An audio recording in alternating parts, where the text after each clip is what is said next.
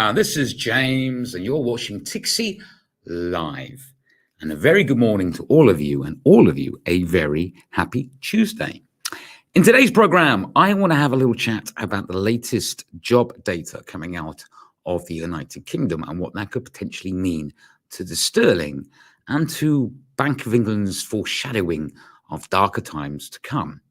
But before we get to that, don't forget these little videos are for educational purposes only, and in no way whatsoever should ever be taken as financial advice. I always suggest you do your own research and do your own due diligence. And of course, know the risks at hand before entering any trade.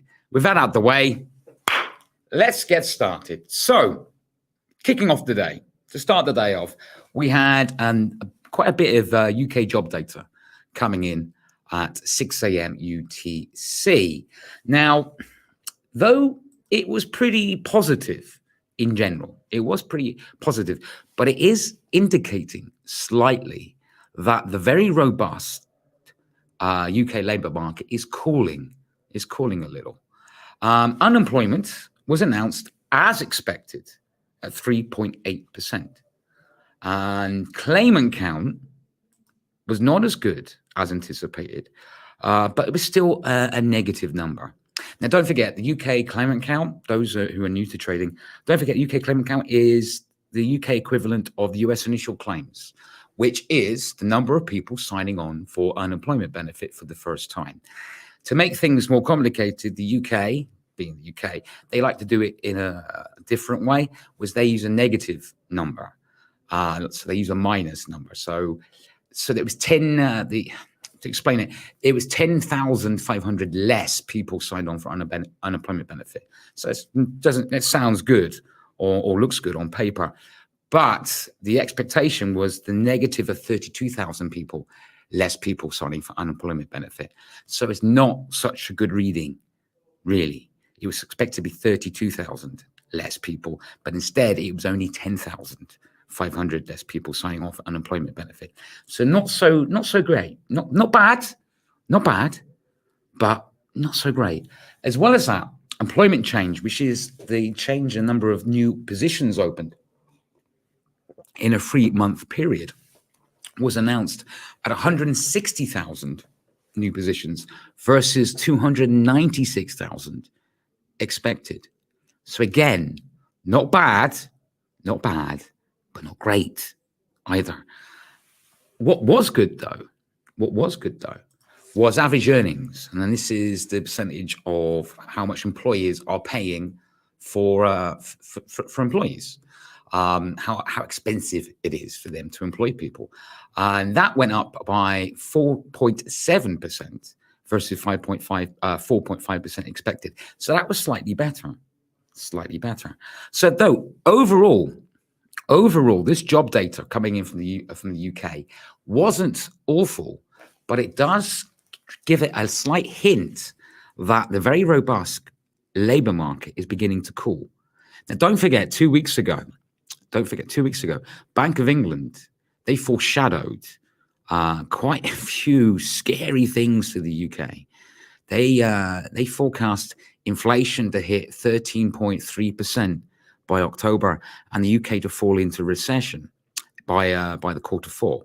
Now, and this recession will last to 5 quarters, so over a year, so a very long recession. So they're not very optimistic about the state of the UK economy at all at the moment. And the one argument on one camp who says, okay, no, we're not going to go into recession, or we're not in recession. Their argument is we have a strong labour market.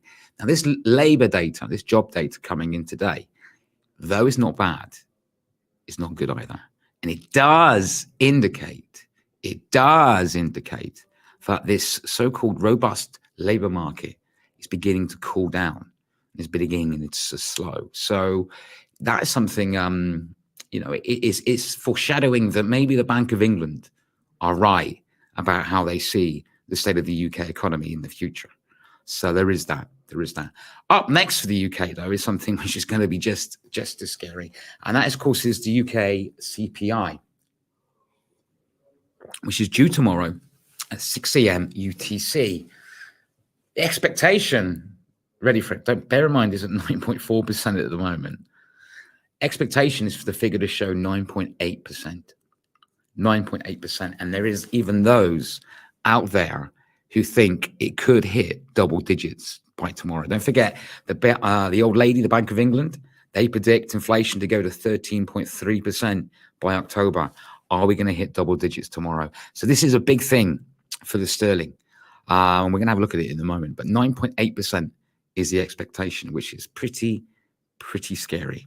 Pretty scary indeed. Let's have a quick look at the cable or the sterling at the moment, see how it's doing.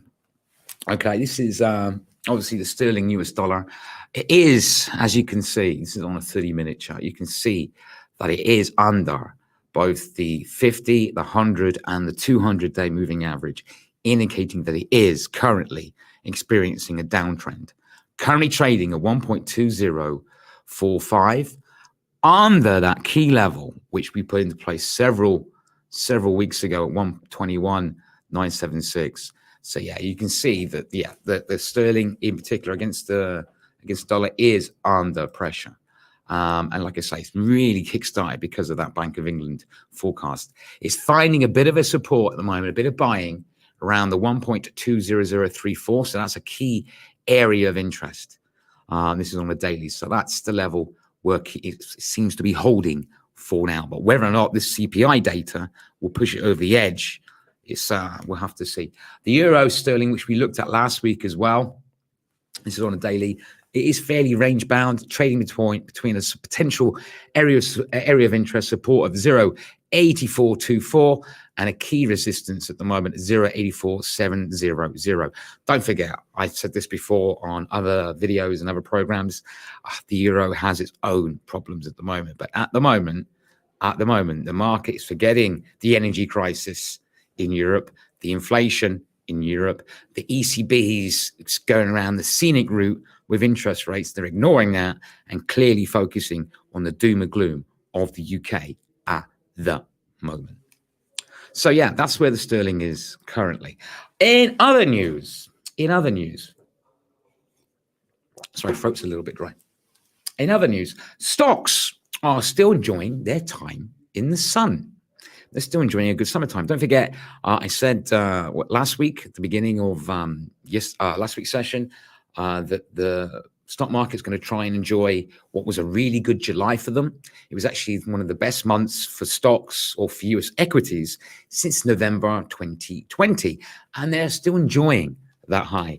Obviously, the debate is still ongoing. Is this a bull run or is this a bear rally? Are they just kidding themselves? But anyway, at the moment, as it stands, it's enjoying its time in the sunshine. S&P, in fact, closed closed higher again for the fourth straight week, and the Nasdaq gained 3.8% last week, and in fact, it closed above 13,000 points for the first time since April the 25th. So yeah, it is enjoying its time at the moment. And in fact, let's have a quick look at the indices as they stand at the moment as well. So as you can see, the S&P 500 currently trading at 4,291 points, way above that support, which was at 4,190. It is above the 100, and the 50-day moving average is indicating in the short term that it is slightly enjoying this bear rally, but it is under that 200-day moving average. The key resistance then is from 4,309 points. If you look at the Nasdaq, like I say, closed above 13,000 points for the first time since April the 25th, currently trading now at 13,639 points. So yes, it is enjoying a bit of a bull rally at the moment. I still think this is a bear market rally because I think the reality that the Fed will tighten come September quite aggressively has not set into the market's mind at the moment. So that's why it's enjoying a bit of a bear market rally. Right, in other news happening today, which could change, maybe slightly, the mood the market is currently enjoying. And that is, of course, Walmart is set to release its earnings today, just before the US session opens. The forecast is 150.93 billion. 150.93 billion. Now, don't forget, Walmart a couple of weeks ago warned that they downgraded their forecast in their revenue, saying that obviously the consumer spending habits had changed. However, over the last couple of weeks, a number of retailers in the United States and retailers across the board, they're enjoying the early back to school spending. Don't forget, this is the time of year where parents go out and buy, new stuff for their children to go back to school in September. So you're looking at pencil cases, school uniforms, things like that. So they are enjoying a little bit of that at the moment, early back to school spending. So it'll be interesting to see how this report comes out, if it is better than expected, because they did a few weeks ago, did say that they were expecting a negative or worse result because of the change in consumer spending habits. So that's going to be something worth interesting to watch. The other thing coming in today, which I'm going to take an interest in, because I've talked about this before, and that is the US house starts. And this is due at 12:30 p.m. UTC. Now, excuse me, don't forget, I keep talking a little bit about the US, UK, and Canadian property markets. They're the three of the biggest housing markets in the world. And with this increase in interest rates, I can foresee that there's going to be a big issue in the housing market in the future. Now, house starts, those are people who are new to trading. This is the number of new properties or family homes being built. So if there is an increase in new family homes, then there's an increase in the market. If there's a decrease, then that indicates a slowing down in the market. Now, obviously, with high interest rates, it makes mortgages more expensive for obviously the consumer as well. So it's going to be interesting to see this.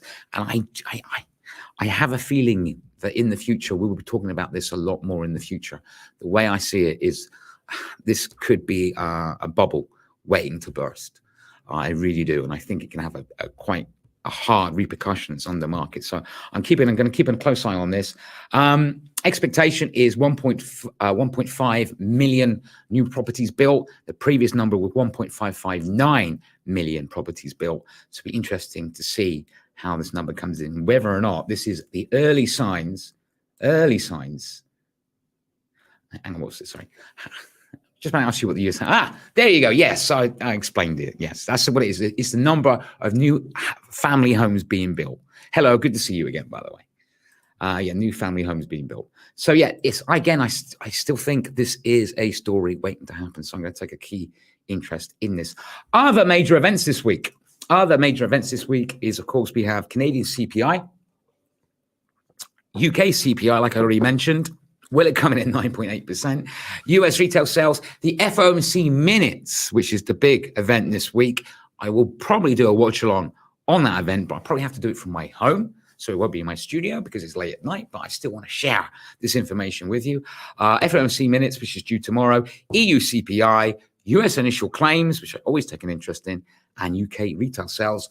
But more exciting than that is a brand new Tixee Live series, which is launching on Friday, and this is called #AskJames. And don't forget, I need your good people's help with this program, because this series is still market orientated, but it's more educational based.